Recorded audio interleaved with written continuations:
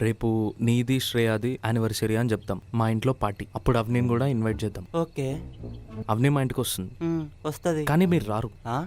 ఇదెక్కడ ట్విస్ట్ రా? అప్పుడు నేనేంటో ప్రూవ్ చేసుకోవచ్చు కదా. ఇదేదో వర్కౌట్ అయ్యేలానే ఉంది. One small. ఓకే.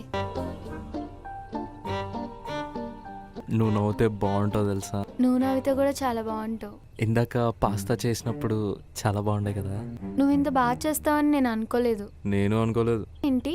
నువ్వు హెల్ప్ చేసావు కదా, అందుకే ఇంత బాగా అయింది. చాలు చాలు, నాకు పులిహోర కాదు పాస్తా అంటే ఇష్టం.